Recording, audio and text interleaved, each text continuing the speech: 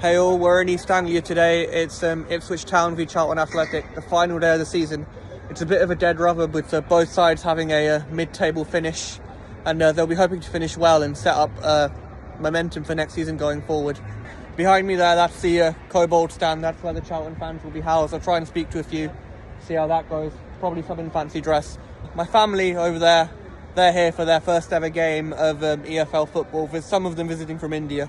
So yeah, it's great to be here. Fantastic day in East Anglia, and stay tuned for more. Here with Patrick here at Portman Road. He gives tours around the stadium. What are your thoughts on the current state of Ipswich Town? Well, I think that it's been a very interesting season, and the games that are against Charlton, we have many great games at Charlton in recent seasons. There's various programmes and pennants and banners. When Ipswich played Milan in the European Cup in 1962, first time we played in Europe was against a team from Malta. We beat them 14-1 over aggregate. That was when we first went into Europe after winning the league. And then it goes on to all the other pennants.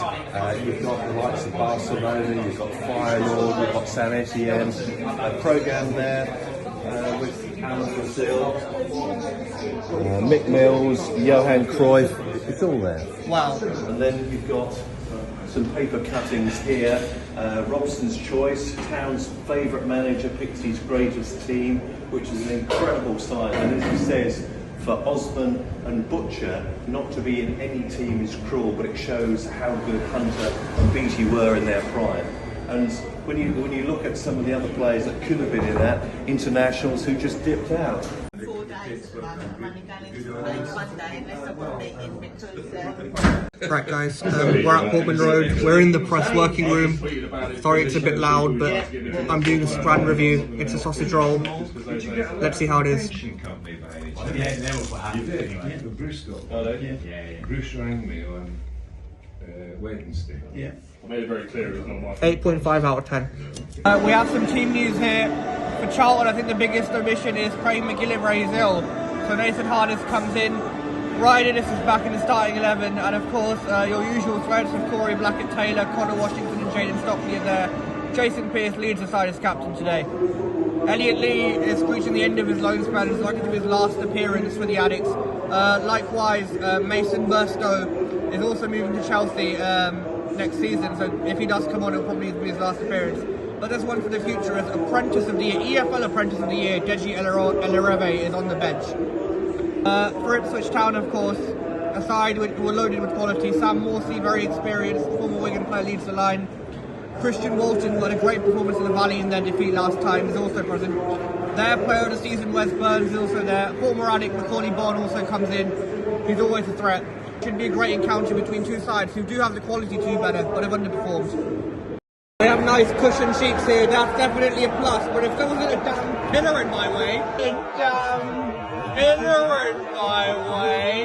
maybe I'd like it a bit more. So it's half time here at Portman Road. Charlton have been absolutely dire. Ipswich have dominated. Wes Burns and balls over the top. Two Wes Burns have caused Charlton serious problems. The back three's been run ragged. It was Tyrese Parkinson who put the Tractor Boys in front with a brilliant strike from outside the box. And then Wes Burns was put one-on-one and made absolutely no mistake to put Ipswich to a head. Ipswich have seen out the half fairly comfortably, with only Jaden Stockley's header testing Christopher Walton in the Ipswich goal. Charlton have let their travelling fans down today, unfortunately, so far. And Jackson, as a big team, took ahead of him to get something out of this game.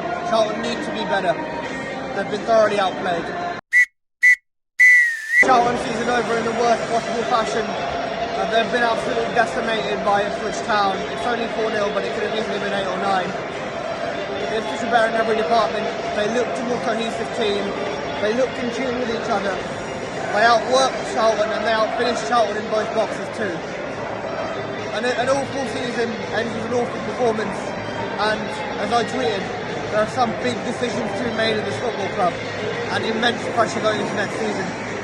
This club doesn't belong here. Performances of this standard are below what's expected of Charlton Athletic Football Club.